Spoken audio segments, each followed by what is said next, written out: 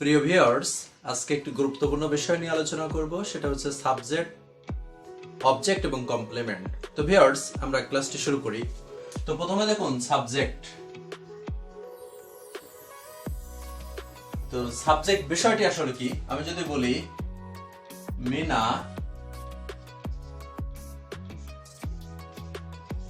Place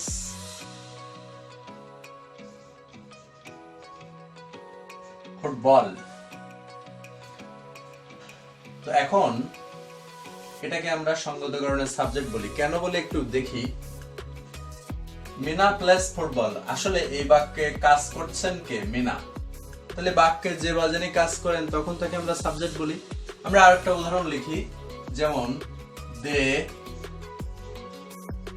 plays football, তারা football খেলে। তো ভিউয়ার্স, প্রথম বাক্যে আমরা দেখেছি এখানে ভার্বের রূপ পরিবর্তন হয়েছে।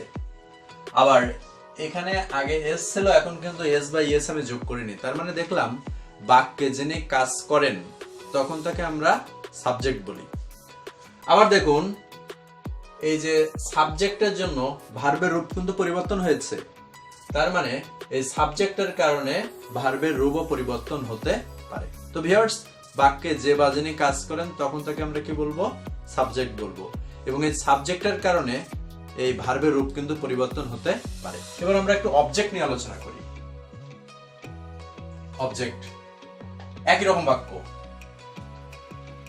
এই বাক্য দিয়ে বোঝাবো। Meena plays football.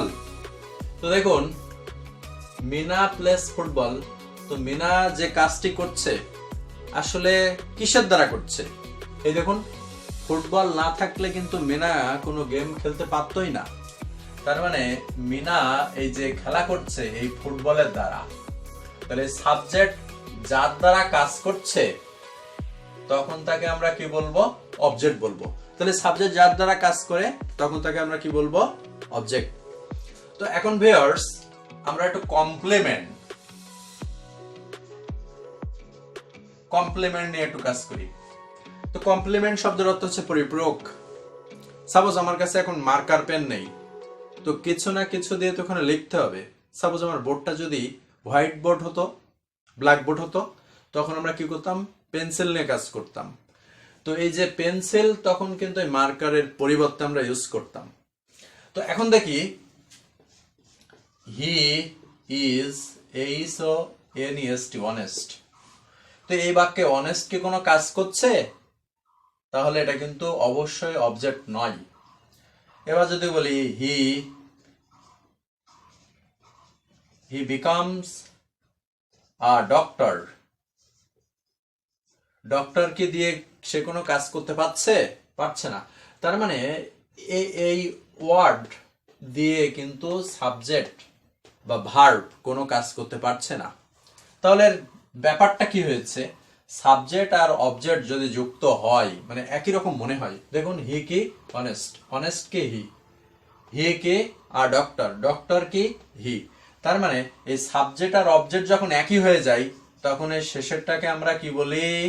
Complement, not object. Object হতে গেলে আপনার কাজ বোঝাতে হবে। যেমন মিনা প্লেস ফুটবল, সে ফুটবল দিয়ে কাজ করছে। যেমন আমি কলম দিয়ে লিখি, তাহলে কলম হচ্ছে অবজেক্ট। এবার দেখুন, দে প্লে ফুটবল, তাহলে তারা ফুটবল দ্বারা খেলা করছে, তাহলে ফুটবল কি? অবজেক্ট। অতএব বাক্যে যিনি কাজ করেন, যে বা যিনি কাজ করেন তিনি সাবজেক্ট। আর সাবজেক্ট যার দ্বারা কাজ করেন তিনি হচ্ছেন অবজেক্ট। আর সাবজেক্টের পরিচয় যদি এই পাশে অবজেক্টটি বের করে দেয় তখন তাকে আমরা অবজেক্টই না বলে কমপ্লিমেন্ট বলবো।